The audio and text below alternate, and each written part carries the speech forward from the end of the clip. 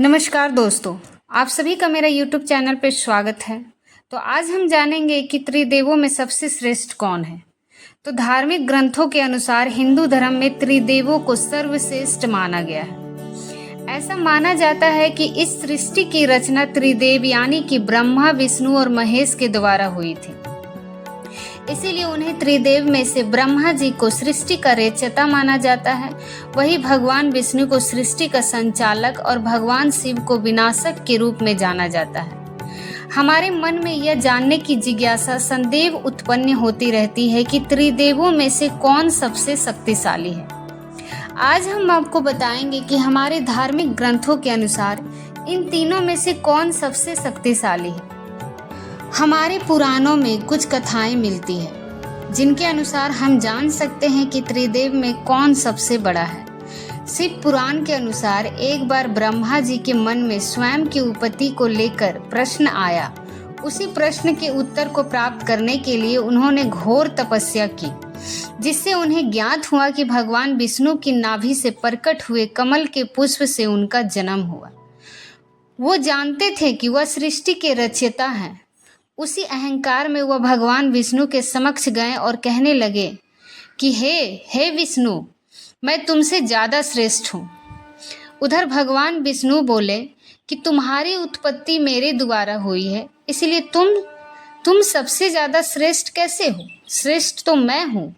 मैं तेरे बिन अहंकार में तुम दोनों का विवाद इस हद तक बढ़ गया कि युद्ध की स्थिति उत्पन्न होने लगी थी। भगवान शंकर दूर बैठे ये सब देख रहे थे। वो देख रहे थे कि उनके विवाद को शांत करने हेतु उनके समक्ष अग्निलिंग के रूप में प्रकट हो गए, जिसका ना तो कोई आदि था ना कोई अंत। उसे देख भगवान विष्णु और ब्रह्मा जी ने यह सहमति बनाई कि जो भी इस अग्निलिंग का अध्ययन ढूंढ लेगा वही दोनों में से श्रेष्ठ माना जाएगा। और ब्रह्मा जी अग्निलिंग के ऊपर की ओर और विष्णु जी अग्निलिंग के नीचे की ओर चले गए थे। दोनों को बहुत दूर जाने के बाद भी उस लिंग का अंत नहीं पता चला, तो वह थक कर वापस आ गए। और वापस आने के पश्चात भगवान विष्णु ने अपनी पराजय स्वीकार कर ली, किंतु ब्रह्मा जी ने झूठ बोला। उन्होंने इस लिंग का अंत ढूंढ लिया है। ब्रह्मा जी के मुख से झूठ निकल गया। ये झूठ सुन भगवान शंकर बहुत क्रोधित हो गए और उनको क्रोध से भैरव अवतार ने जन्म लिया। उसी भैरव अवतार ने ब्रह्मा जी का 5वां मुख यानी कि उनकी मुकुट अपनी छोटी उंगली के नाखून से काट दिया, जिससे उन्होंने झूठ बोला था। भगवान शंकर जी ने ब्रह्मा जी को श्राप दिया कि संसार में उनकी पूजा नहीं होगी, और विष्णु जी को स्वयं के समान पूजे जाने का आशीर्वाद दिया। शिव पुराण के अनुसार भगवान शंकर ही त्रिदेव में सबसे बड़े हैं। हम श्रीमद् भागवत गीता के अनुसार एक बार सप्त ऋषिगण आपस में एक विषय पर बात कर रहे थे कि ब्रह्मा, विष्णु और महेश में से कौन सबसे श्रेष्ठ है। कब सप्त ऋषियों ने महर्षि भृगु के मन में विचार आया कि क्यों न त्रिदेवों की परीक्षा ली जाए, जिससे पता चल जाएगा कि कौन सबसे श्रेष्ठ है। सर्वप्रथम भृगु ऋषि ब्रह्मा जी के पास गए और उसके पास जाकर उनकी स्मृति की और ना ही उन्हें प्रणाम किया। ये देख ब्रह्मा जी को बहुत क्रोध आया। भृगु ऋषि ब्रह्मा जी के मनुष्य पुत्र हैं। यही सोचकर उन्होंने अपने क्रोध को शांत कर लिया और उसके पश्चात भृगु ऋषि महादेव के पास कैलाश पर्वत पर पहुंचे। भृगु ऋषि को आया देखकर भगवान शंकर मुस्कुराते हुए अपने आसन से उठे और भृगु ऋषि को गले लगाने के लिए आगे बढ़े, किंतु भृगु ऋषि की मानसा तो भगवान की परीक्षा लेनी थी। इसीलिए उन्होंने भगवान से गले मिलने से मना कर दिया और कहने लगे कि आपके द्वार बिना सोचे समझे पापियों और अधर्मियों को दिए गए। वरदान की वजह से सृष्टि पर बार बार संकट आता है, ऐसे में आपका अंगिलन भला क्यों स्वीकार करूं? ये सुन महादेव को बहुत क्रोध आया और उन्होंने अपना त्रिशूल उठा लिया और माता पार्वती ने उन्हें किसी तरह शांत किया। फिर भृगु ऋषि वैकुंठ धनधाम पहुंचे, जहां भगवान नारायण माता लक्ष्मी के साथ शेर सागर में विश्राम कर रहे थे। ऋषि ने वहां जाकर उनके वक्ष स्थल पर लात मारी। भगवान नारायण कभी अपने आसन से खड़े हुए, भीम को ऋषि के चरणों में हाथ जोड़कर बैठ गए और बोले कि हे महर्षि, मेरा वक्ष स्थल बहुत कठोर है, आपके पैर में कहीं चोट तो नहीं आई? नहीं आई। अगर आई हो तो प्लीज मुझे क्षमा कीजिए, क्योंकि मुझे ज्ञात नहीं था कि आप यहाँ आने वाले हैं और इसी कारण मैं आपका स्वागत नहीं कर सका। कृपया आसन ग्रहण करें। भगवान का करुणा भाव देखकर भृगु ऋषि की आंखों में आंसू आने लगे और उसके पश्चात भृगु ऋषि ने अपने सभी अनुभव को सप्तऋषियों को सुनाया, जिसके बाद सभी दृश्यों में भगवान नारायण को सर्वश्रेष्ठ बताया गया। सप्तऋषियों की कथा के अनुसार एक बार त्रिदेव एक साथ बैठे थे। तभी भगवान शंकर के मन में विचार आया कि मैं सृष्टि का विनाशक हूँ।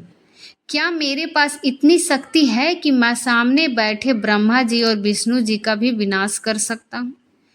भगवान शंकर के मन में ऐसा विचार आया देख ब्रह्मा जी और विष्णु जी दोनों मुस्कुराने लगे और ब्रह्मा जी महादेव से बोले, हे महादेव, आप अपनी शक्ति का प्रयोग मुझ पर कीजिए। ये सुन भगवान शंकर ने जैसे ही अपनी शक्ति का प्रयोग ब्रह्मा जी पे किए, ब्रह्मा जी जलने लगे और राख का ढेर बन गए थे। ये देख भोलेनाथ चिंता करने लगे और अब इस सृष्टि का निर्माण कौन करेगा। तभी उस राख के ढेर से आवाज आई, हे महादेव, मुझे कुछ नहीं हुआ है, मेरे जलने से इस राख का निर्माण हुआ है और जहाँ निर्माण है वहाँ मैं हूँ। और ब्रह्मा जी पुनः प्रकट हो गए। तो फिर भगवान नारायण बोले, हे महादेव, अब आप अपनी शक्तियों का प्रयोग मुझ पे कीजिए। ये सुन महादेव ने भगवान नारायण पर अपनी शक्ति का प्रयोग किया, वो भी जलने लगे और राख का ढेर बन गए। राख का ढेर में से फिर आवाज आई, हे महादेव, मुझ पर अपनी और शक्तियों का प्रयोग करते रहें। बार बार सभी शक्तियों का प्रयोग करने के बाद राख गायब हो गई, किंतु राख का एक कण अभी भी बचा रह गया। उसी कांड में से विष्णु जी फिर से प्रकट हो गए। उसके बाद भगवान शिव के मन में विचार आया कि अगर वह खुद का ही विनाश कर ले तो क्या ब्रह्मा जी और विष्णु जी का विनाश हो जाएगा? क्योंकि जहाँ विनाशक ही नहीं होगा वहाँ किसी और का होना कैसे संभव है। जैसे ही भगवान शिव ने अपने ऊपर शक्तियों का प्रयोग किया, वह जलकर राख का ढेर हो गए और उनके साथ भगवान विष्णु और ब्रह्मा जी का भी राख का ढेर हो गए। तीनों देवों के राख का ढेर होने के पश्चात चारों ओर अंधेरा छा गया था। तभी उस राख के ढेर में से ब्रह्मा जी उत्पन्न हुए, क्योंकि जहाँ निर्माण वहाँ ब्रह्मा जी। उसके पश्चात विष्णु जी प्रकट हुए, क्योंकि जहाँ निर्माण वहाँ संरक्षक। और अंत में भगवान शंकर उसी राख में से प्रकट हुए, क्योंकि जहाँ निर्माण और जहाँ संरक्षक वहीं विनाश। भगवान भोलेनाथ ने उस राख की महत्ता को जानते हुए उस भस्म को अपने शरीर पर लगा लिया। इससे यह ज्ञात हुआ कि देश में कोई भी बड़ा नहीं है और हमारे सभी वेदों और पुराणों में यही व्याख्या मिलती है कि त्रिदेव समान उस वेस्ट है, उसकी तुलना करना भी व्यर्थ है। मैं आशा करती हूँ कि हमारी प्रस्तुति और आपको काफ़ी पसंद आई होगी। आपसे अनुरोध है कि आप इस वीडियो को ज़्यादा से ज़्यादा लोगों तक पहुँचाने के लिए लाइक, शेयर और सब्सक्राइब ज़रूर करें, क्योंकि आपका एक सब्सक्राइब से हमें मोटिवेशन मिलता है और मैं अच्छी वीडियो आपके समक्ष लाते रहती हूँ। इसीलिए आपसे रिक्वेस्ट करते हूँ, अगर आप मेरे चैनल पे नए हैं तो प्लीज़ मेरे चैनल को ज़रूर सब्सक्राइब करें और वीडियो अगर अच्छी लगे तो लाइक, शेयर, कमेंट ज़रूर करें। मेरे वीडियो को देखने के लिए बहुत बहुत धन्यवाद।